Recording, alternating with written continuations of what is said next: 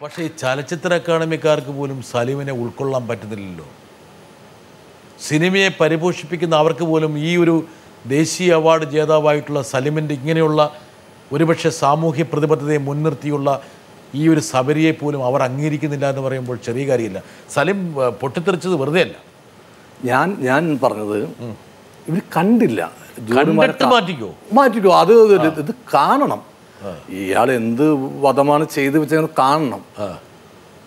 കാരണം ഇത് എൻ്റെ ഒരു വർഷത്തെ കഷ്ടപ്പാടാണ്. അതാണ് ഒരു വർഷം. ഇത് ചുമ്മാ പറയല്ല. ഇത് വിത്ത് ഇട്ട് കിള തുടങ്ങി വിത്തിട്ട് അത് മുളച്ച് അതിൻ്റെ ഓരോ സ്റ്റെപ്പ് എടുത്ത് അതിൻ്റെ കൊയ്ത്ത് കഴിഞ്ഞ് പിന്നെ അതിന് ശേഷം വരുന്നൊരു കൃഷിയുണ്ട്, നെൽകൃഷി. ഞാൻ നേരത്തെ പറഞ്ഞല്ലോ, ടയർ പ്രോണ്ട ഈ കാരച്ചെമ്മീൻ്റെ കൃഷി. അത് ചെയ്തു ഒരു വർഷം കറക്റ്റ് എടുത്തു. കൃഷി നിർത്തിയോ? ഏത് പൊക്കാളി നിർത്തിയോ? പൊക്കാളി ഇപ്പോൾ ആരുടെ ഒരു 1-2 വർഷം കഴിഞ്ഞാൽ ഈ സംഭവം ഉണ്ടാവില്ല. എൻ്റെ കയ്യിലുണ്ട്. പക്ഷേ അവിടെ തന്നെ 1-2 പേര് കൈകളിലുള്ളൂ. അവരും അവരുടെ മരണശേഷം ഇനി മക്കളൊന്നും ചെയ്യാൻ പോകുന്നില്ല. അപ്പോൾ സലീം ഉദ്ദേശിക്കുന്നത് വെച്ചാൽ ഒരുപക്ഷെ ആ ഒരു പ്രോജക്റ്റിനോട് കുറച്ചും കൂടി ഗൗരവത്തോടെയും ആർജവത്തോടെയും അക്കാദമി പ്രവർത്തിക്കണമായിരുന്നു. തീർച്ചയായിട്ടും. അത് എന്താണെന്നെങ്കിലും അറിഞ്ഞിട്ട് ഒരു ഇപ്പോൾ ഈ ജൈവകൃഷി പുറകെ എല്ലാവരും നടക്കുന്നുണ്ട്. ജൈവവളം ഇടുന്നു. ഇതൊന്നും വേണ്ടാണ്ട് പ്രകൃതി നമുക്ക് തന്നൊരു നെല്ലാണ്. വളമേ വേണ്ട.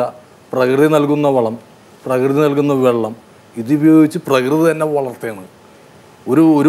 ഒരു മെഷീനറീസും അതിൻ്റെ കയറ്റാൻ പറ്റും. സലീം, അപ്പം ഈ ചോദ്യങ്ങളെല്ലാം ഇവിടെ കിടക്കുന്നു. ഒന്ന്, ദേശീയ അവാർഡ് തലയ്ക്ക് പിടിച്ചോ? ഒന്ന് പിടിച്ചില്ല. ഇല്ലയെന്ന് ഞാൻ പറഞ്ഞല്ലോ. 2, മലയാള സിനിമയിൽ നിന്ന് അല്പം മാറിയോ? ഇല്ല. 3, സെലക്റ്റീവായോ? ആയി. 4, കൊമേഡിയൻ രംഗങ്ങളിലേക്കുള്ള തിരിച്ചുവരവിൽ എന്തെങ്കിലും ബുദ്ധിമുട്ടുണ്ടോ? ബുദ്ധിമുട്ടില്ല. 5, ദേശീയ അവാർഡെല്ലാം വന്ന് സലീം കുമാറിൻ്റെ സ്വഭാവം തന്നെ അങ്ങ് മാറ്റിമറിച്ചു. അങ്ങനെ ഒരു അവാർഡിന് സ്വഭാവത്തെ മാറ്റിമറിക്കാൻ പറ്റും? ദുശീലം അങ്ങ് മാറി. ഒരു സ്വഭാവത്തെ മാറ്റാൻ ഒരു അവാർഡിനും പറ്റില്ല. ശരി, നോക്ക്.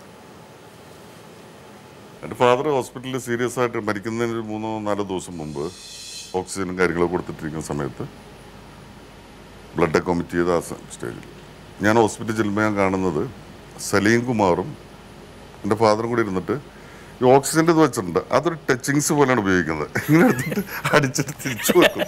ഈ ഒരു വിഷൻ കണ്ടാണ് ഞാൻ അവിടെ ചെല്ലുന്നത്. അപ്പോൾ അങ്ങനത്തെ ആളായിരുന്നു. അങ്ങനെ സലീം കുമാറിൻ്റെ വക സംഭാവന. സലീം കുമാറാണോ പൈൻറ്റ് പിടിച്ചിട്ട് പോയത്? പുള്ളി പഠിച്ചിട്ട് പോയിരിക്കുന്നത്. പക്ഷെ അതൊക്കെ പുള്ളിയുടെ ഏറ്റവും വലിയ ഫ്രണ്ട്സ് ആയിരുന്നു സലീം കുമാർ, ഹരിശ്രീ അശോകനൊക്കെ. അവരൊക്കെ വീട്ടിൽ വന്നു കഴിഞ്ഞാൽ ഞാനായിട്ട് സംസാരിക്കാൻ എനിക്ക് കിട്ടില്ല. അപ്പിച്ചപ്പോൾ തന്നെ വിളിക്കും, ഓരോത്തേക്ക് പോകും. അവരോട് ആഘോഷങ്ങളും കാര്യങ്ങളൊക്കെ. ഞാനൊന്നും വേണ്ടുന്നില്ല. സത്യമാണ്, 100% സത്യമാണ്. ഇപ്പൊ ടച്ചിങ്സ് നിർത്തിയോ? ടച്ചിങ്സ് ഇപ്പൊ നിർത്തി. മദ്യപാനം നിർത്തി 2 വർഷം പോകണം. ആ ശോഭയും എല്ലാം പോയി മറഞ്ഞോ? ഇത് നിർത്തിക്കഴിഞ്ഞപ്പോൾ ശോഭ പോയി. നിർത്താതിരിക്കും ശോഭന വന്നു എന്നൊക്കെ പറഞ്ഞിട്ട് അതാണ്. ഒന്നും ചെയ്യാൻ പാടില്ല എനിക്ക്. ഇനി മദ്യവെച്ചാൽ ചത്തു പോകുന്ന ആൾക്കാർ പറഞ്ഞു. ഇനി മദ്യം ചത്തു ആൾക്കാർ പറഞ്ഞില്ല, ഡോക്ടർമാർ പറഞ്ഞു. ഡോക്ടർ ചത്തൊന്നും പോകുന്നു പറഞ്ഞില്ല. ചത്തുപോലെ മരിച്ചു പോകുന്നു ഡോക്ടറൊന്നും പറഞ്ഞില്ല. പക്ഷേ കുടിച്ച് ഇല്ലെങ്കിൽ ഈ കരള് പറഞ്ഞതിനോട് എൻ്റെ കരള് പറഞ്ഞു, താങ്കൾ ഇമാതിരി കുടിയാണ് കുടിക്കാൻ പോകുന്നതെങ്കിൽ തലസ്ഥാനം എനിക്ക് രാജിവെക്കേണ്ടി വരും എന്ന് പറഞ്ഞു. അപ്പോൾ നമുക്ക് മനസ്സിലായി. സലീമിൻ്റെ രൂപമൊക്കെ ഇടയ്ക്കൊക്കെ മാറിയിരുന്നു. ഇടയ്ക്ക് വല്ലാതെ മെലിഞ്ഞ് വല്ലാതെ ഒരു വികൃതമായ രീതിയിലേക്ക് വന്നു. ഇത് ഇപ്പോൾ വിക്രം 20 കിലോട്ട് കുറച്ചു. അപ്പോൾ എല്ലാവരും കൈയടിച്ചു. അദ്ദേഹത്തോട് ചോദിച്ചു ഏത് കഥാപാത്രത്തിന് വേണ്ടിയാണെന്ന്. സൽമാൻ ഖാൻ കുറച്ചു, ഏത് കഥാപാത്രത്തിന് വേണ്ടി കുറച്ചാണെന്ന് ചോദിച്ചു. ഞാൻ കുറച്ചപ്പോൾ ആൾക്കാർ ചോദിച്ച് എന്ത് അസുഖം വന്നിട്ടാണെന്ന് ചോദിച്ചു.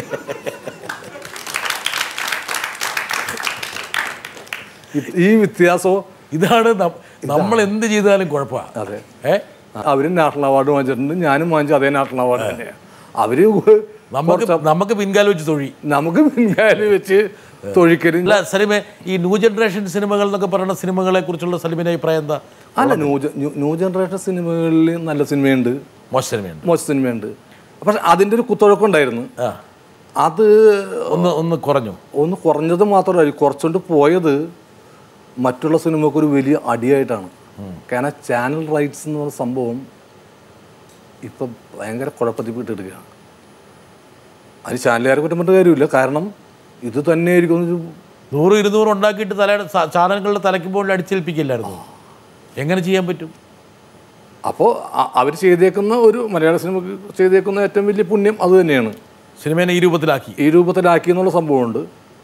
അതിന് നല്ലൊരു പങ്ക്. കാരണം ചാനലുകാരിൽ നിന്ന് പൈസ വാങ്ങിക്കുക, നിർത്തിപ്പോവുക, ഇവർക്ക് അഡ്രസ്സും ഇല്ല, ഒന്നുമില്ല, വിസിറ്റിംഗ് കാർഡ് പോലും ഇല്ല, ഇല്ലാത്ത ആളുകൾ. അപ്പോൾ അതിൻ്റെ പേരിൽ ഇന്ന് ചാനൽ റൈറ്റ് എന്ന് പറഞ്ഞാൽ സാറ്റലൈറ്റ് റൈറ്റിന് വലിയ പാടാണ്. കൊടുക്കാനില്ല, അവർ കൊടുക്കുന്നില്ല. കാരണം അവരുടെ അനുഭവങ്ങളാണത്, മനഃപൂർവ്വമല്ല, അവരുടെ അനുഭവങ്ങൾ.